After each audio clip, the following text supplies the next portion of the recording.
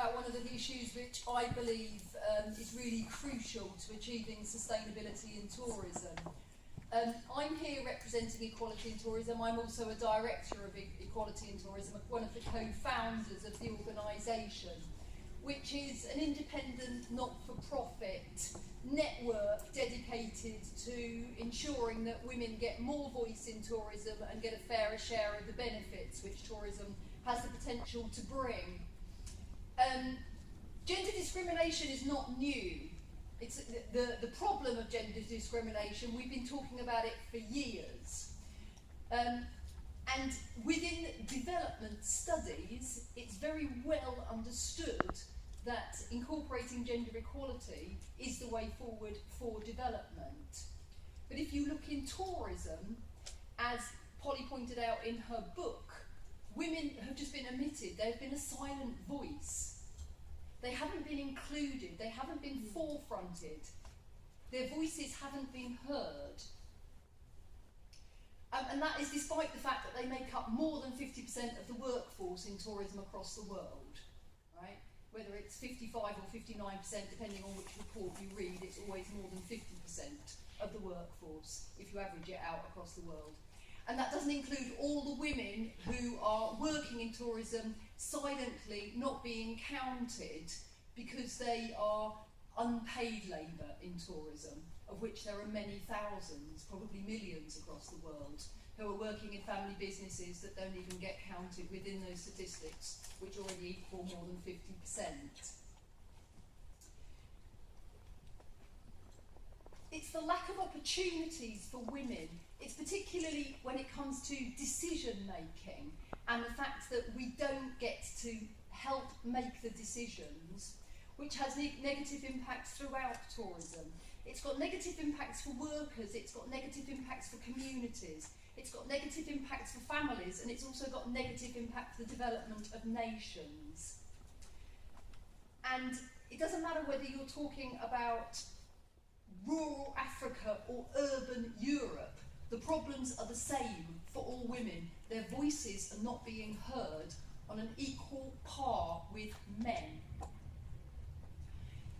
The reports that we produced from Equality, Sun, Sand and Ceilings, looked at 78 companies across the UK, across all the sectors in tourism, the four major sectors in tourism, and the research showed that women make up less than 15% of board members. In 25% of companies, women are not represented at all. 0 women on the boards of big tourism companies. How can the interests of women be heard if they're not represented whatsoever at board and executive level? All women deserve a fair future, all right? And to have control over decisions which affect them. If you look at what the UN WTO says, it says that women's rights, gender rights, are essential to sustainable tourism. Right? The Sustainable Tourism Agenda has already started taking on the human rights. It started to listen to what Ruggie had to say, that was unanimously endorsed at the UN, that businesses have to take their responsibility towards human rights. Gender rights are human rights. So why isn't anybody talking about gender rights? Why is half the world being ignored? I think that's what we're here to discuss today. Some of the major European tour operators are working on human rights. Kuoni, one of the major European tour operators, has already piloted a human rights impact assessment, and when they did that, they discovered that gender equality was a crucial component. However, getting to the voices of women, where they did their first impact assessment, which was in their first pilot, which was in Kenya, getting to hear the voices, they found extremely difficult. They then engaged with equality to work at how do you engage those women's voices.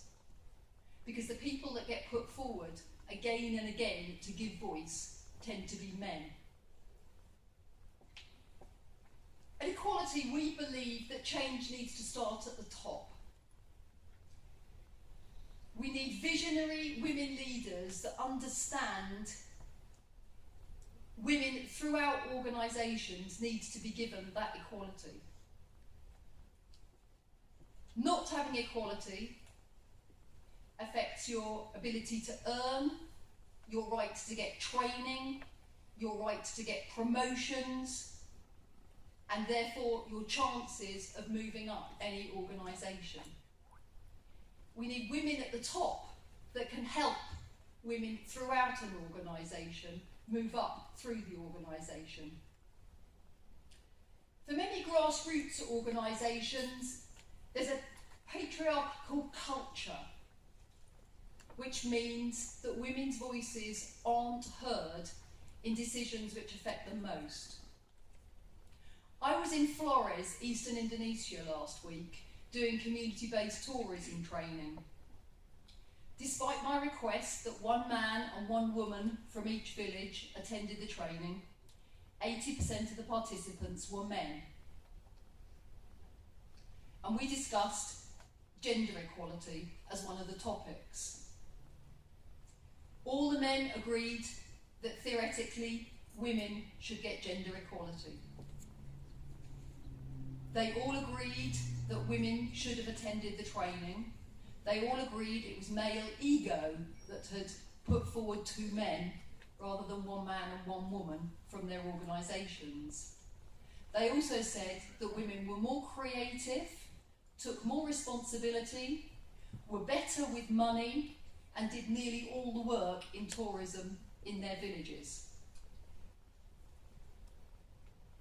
By the end of the training, which wasn't all about gender equality by any stretch of the mark, they all promised to go home to work on having 50% of women in their tourism management organisations. Now, if a remote, rural, Catholic community can agree to 50% of women on their boards, why can't we here in highly developed London make equal agreements? Why can't you all go back to your organisations and say, starting next week, it's 50% of women on the board? Equal representation in the decisions that get made. That's the challenge that we're going to leave this room with today, I believe. There are a number of reasons or barriers that have been identified which prevent women moving towards the top. A big one is childcare or other caring roles being juggled with other earning work.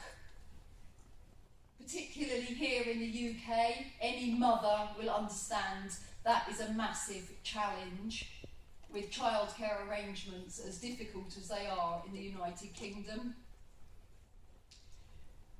It's also male culture that dominates in organisations, which women feel very threatened by, don't know how to deal with. The organisational management in organisations, it tends to be very male biased. And that male bias, or gender bias, is very frequently unconscious. You talk to the nicest men, you think that they're really modern men, really understanding of women's issues. But we grew up with it. Pink for girls and blue for boys. All right? We've all got huge gender biases. And we take those into the workplace with us, and we live them every day. And those biases are what act as constant barriers for women to move up. Another of the major barriers which has been revealed in the research is networking, particularly in tourism. The networks are close, they're tight-knit. As you know, it's not what you know, it's who you know. All right? And those networks, those old boys clubs that help the boys up, but never open the door to the woman anymore. And finally, it's the problem of a lack of women in those profiles, in those fantastically high up positions, which can act as bright lights, as beings. I can do that. Women aren't there, they're not out there, particularly in the tourism industry. We haven't got any iconic, we've got very few, it's not true that we haven't got any, we've got very few iconic women in tourism at the top, showing as an example to people that it's possible to get there.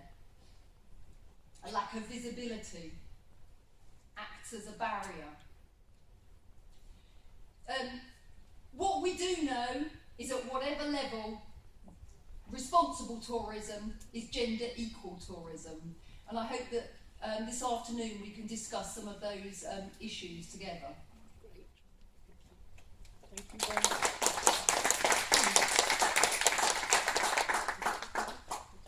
Thank you very much, Stroma. I'd like to call on Alun, who will speak about her experiences in Jamaica, who, as you know, is an extremely important tourism destination. Thank you very much. I kind of began to regret saying I wouldn't go first. I'm going to, my presentation is going to be a kind of mixture of what exists, what we're trying to achieve in Jamaica, and my own experience as a former Minister of Government, particularly a former Minister of Tourism. In Jamaica, we have something which we call the Vision 2030, which is a document which came out of a very wide series of discussions at the broadest level in the society, aiming for what we hope to be as a country in 2030. 2030 looks like it's far away, but it really isn't, because you have to work towards it. And one of the things that came out of that is a national policy on gender equality, looking to the day when we will have at least 40%, but up to 60% of women in decision-making positions in the country. And out of that, and this is where I want to speak about public education and advocacy, being a very important part of being able to achieve any goal that relates to gender rights and having women in position of leaderships. You have to have public education and advocacy. So out of this particular national policy, there came about an organization called the 51% Coalition. 51%, which means their aim is to have at least 51% of women in leadership position. And this organization comprises about 15 organizations representing a broad cross-section of Jamaican society. It includes NGOs, the government, and the private sector. And together, they have been working on what they call Women in Partnership for Development and Empowerment through Equity. And they've been able to attract membership of the private sector organization of Jamaica, the University of the West Indies Institute for Gender Development Studies, as well as many other organizations, including the Stock Exchange of Jamaica. They have prepared and are carrying out a public education and advocacy program aimed at establishing quotas. Now, sometimes you don't want to hear about quotas, but when you're coming from behind, quotas is an important thing. It's something to strive for. And they've had a series of public sensitization sessions with women appointed to boards. And they've also had sessions aimed at women who they're targeting for leadership, as well as its own members, the organizations that are part of this wider organization, about the work of the coalition. All of this is aimed at sensitizing people, beginning to build the advocacy, and making sure that you bring people along with you. All of this work is not just aimed at women, it's also aimed at men. And they also have to do the kind of research that I think you are trying to do and that I know many universities are doing. And out of that, they've only been operating for a year, but out of that, they have been able to identify a list of 54 women, a new list of 54 women who have been trained to be able to sit on boards, government boards, public companies boards, and other boards. Now I start off with that to say public education and advocacy is what is going to get us where we need to go. And we're seeing the benefits already. A couple of weeks ago I looked at a presentation which we were putting together about Jamaican companies, and in the financial sector I can tell you that already we have the majority of the companies operating in Jamaica, especially not in the big three banks, I would say that, but in the smaller financial companies. They are headed by women. Women form the top level of their management team, and you see that happening more and more. One of the challenges, however, in terms of tourism organizations is in relation to the ownership structure of those companies that are not government companies. The ownership structure, who owns the business. So you will have a situation where women are running the actual day-to-day operations in a hotel or in an attraction, but the business is owned by men. And that speaks to another problem, which is the issue of financial resources that might be available or not available to women to own the business. In another forum we'll be talking about ownership of the means of production, but it still is the same expression, ownership of the means. So I just want to say that, to say where we're going in Jamaica, and to give you just a little taste of what it was when I was Minister of Tourism. As Minister of Tourism, I had responsibility for 3 government organizations, which, as well as the ministry itself, that falls in the tourism sector. The ministry itself had, and we've had 2 former ministers of tourism who are women. Our current Prime Minister, who is a woman, is a former Minister of Tourism.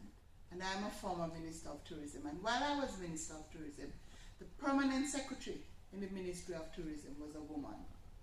The Director General in the Ministry of Tourism was a woman.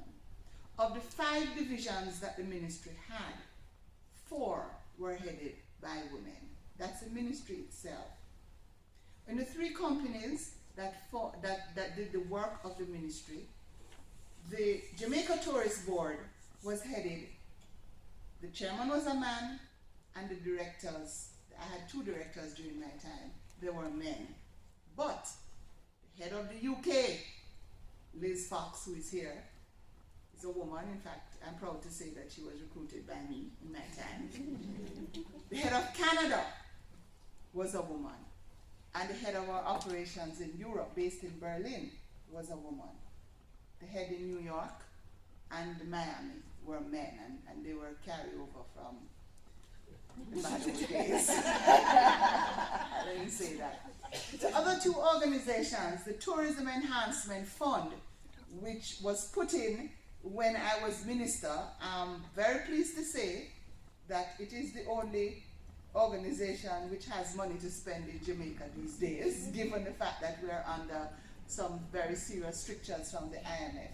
It really is the only money that is available for doing projects and carrying out a lot of work which needs to be done in Jamaica today. When I was setting that board, I chose a woman to be chair because she had to start an organization from scratch, and I knew that she had what it would take to get that organization off the ground. The head of the Tourism Product Development Company, the chairman of the board, was also a woman who was involved in the private sector and who knew, as women do, how to take $1 and stretch it to accomplish what you need $1.50 to do. So I'm saying that to say, in order for women to get ahead, in addition to advocacy and public education, as you said, you need to have role models. You need people, you need women who will be out there who will say, I need to find the woman to be in charge. When you're in government, you probably have more of an opportunity to do this, because I could personally handpick who I want to be chairman of my boards. But people in the private sector might not have that kind of leeway. But the truth is, you have to have a policy that says, this is where we are heading. This is what we want to do. But you also have to recognize that you cannot simply appoint somebody in a position because of their sex. You have to appoint somebody because of their capability to do the job. Now, this is where the kind of training and personal education is needed. Last weekend, we had our two major universities in Jamaica having their graduations.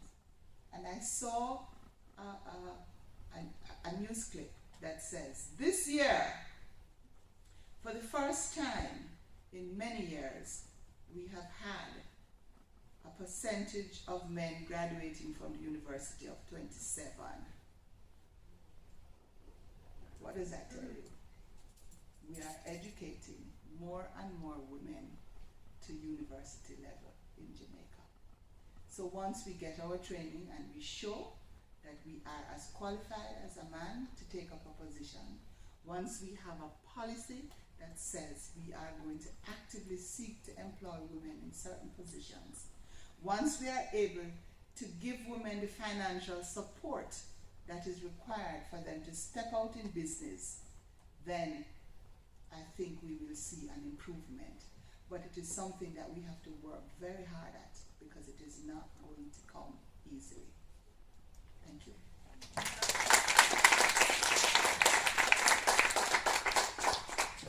Thank you so much for inspiring us to see what Jamaica has achieved. And Zainab, I would now like to ask you to speak and tell us about women's position in tourism in Tanzania and your own pioneering work there. Hi everybody, my name is Zainab Ansel. I'm the owner of Zara Tanzania Adventure. I started work with Air Tanzania for 8 years, and my dream was to start my own company. It was very hard to do that. After 8 years working with Air Tanzania, get employed, you get your money, and to do something on your own is not as easy as people could say. So I went to my boss and I said, hey, I'm leaving and I'm going to start on my own, but I'm not sure.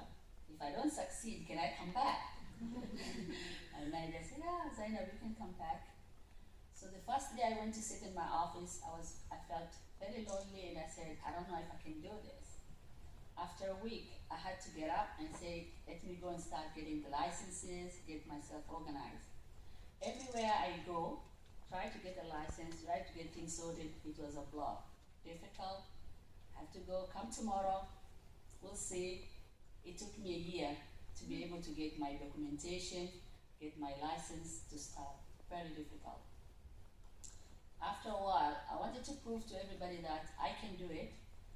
I had to go to the airline and say, hey, I want to sell the airline ticket. How do I go about it? They say, you need to show us that you can do it. I started selling the airline ticket In 1 year, I managed to get my IATA. I got recognition for all the airlines, selling the airline ticket. After a year, I started selling Mount Kilimanjaro. That was another challenge. At that time, there is no computer, it was only a telex and fax. So I had to start going to town, look for clients, convince them I'll be able to help you to do the Kilimanjaro, and we did Kilimanjaro and safaris. It was very difficult when every year you have to renew your license, you have to explain yourself, how it goes and everything. And when they look at you, say, and the area I'm in Kilimanjaro region, is male-dominated area. They don't want to see a woman doing anything. They say you can't do this, but it had to take a lot of guts to be able to prove to everybody I could do that. After 3 years, I managed the business start growing, people start having confidence with me, and I started employing young girls, training them, and to be able to put them in a position they could be able to help to support me, because the company started growing. And then we start opening our own properties. We have 5 Zara properties on the national park, in the Kilimanjaro region, and the Serengeti in Ngorongoro. And I promised myself I'd like to get women out there to be on the position, to be able to, on the management level. So we managed to do that. The first one I started, my daughter was finished school, and I said, hey, you can come and help me, let's do it. She said, Mom, I don't have any experience of tourism, how do I go about it? I said, I'll teach you. Put on training, hiring some other 5 girls, they've been on training, and then I put them in management of the hotels, of the 5 hotels. After a while, we started opening to be able to help women. We started Zara Charity. Zara Charity was managed to be, it's a charity organization. We train vocation training center for women on accounting, on tourism, and some of them on to be a member of parliament. That's difficult. But after a while, we managed to arrange 2 girls. They managed to be on the member of parliament. Now they are there, and they are dropping the words to everybody to tell, hey, we need this, we need that. One of my organization, which the tented camp in Ngorongoro, I went to visit there, and there is a Maasai women, which they are there, and they don't do anything. All of them is just to be at home, cook, and take care of the kids. Had a meeting with them. They said, hey, we can do something better for the area, train you guys, and you can be able to be your own boss. It was very difficult, but with the help with others, we managed to train Maasai women. Some of them are accountants, some of them have their own shop, and they help their own organization, and they're helping now their own children to do it. So for the time being, we're building class in the Ngorongoro area to be able to help Maasai women to achieve something. After a while, Zara Tours, the payment we receive from the tourism industry, 10% go to Zara Charity to be able to help in different projects. Number 1, we do Kilimanjaro Orphanage, which we have 54 children, and all of them, they're going to school, and they have a proper place to stay. The second project we have is the Maasai Women Project, which most of them now, they are on the area of Ngorongoro. We are training them, and they are, after a year, some of them we employ them in our own area, and some of them, they go now on the area of the Ngorongoro Conservation Area to be able, one of them to be a board member of the Ngorongoro Conservation Area to be able to help the other Maasai with the area where they're dealing with the Ngorongoro Conservation. When you talk about the government, I've been working now the company for almost 25 years. Last year, the president called me and said, hey, Zana, you want to come to visit me? I was surprised because for 30 years, nobody noticed me what I was doing. So I went there, and he was pleased what I was doing, and I said, for me to get more pleased, I'd like to get more women in the parliament. Instead of what I'm doing the business, but more women will be good because we can do it, and we can be able to support more women to come in a position. It's not easy in Tanzania to be able to go somewhere. You need to really push, you need to have people to be able to recognize you, but it's not an easy. But always my aim is to be able to help more women, more training for them to be able to own their own businesses. And I say that everybody can do it. It's just a matter of how and when. Thank you very much.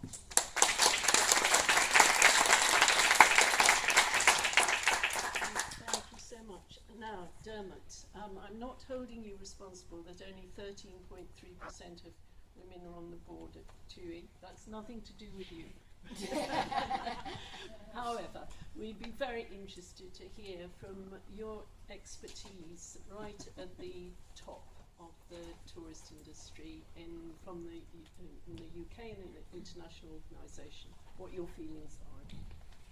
Yeah, I think I was asked a month ago by Tricia at some Travel Foundation 10th anniversary, and I thought, yeah, you got a glass of wine, you ate peanuts, and then I got home, I said to Sue, oh God, what have you agreed to do that for?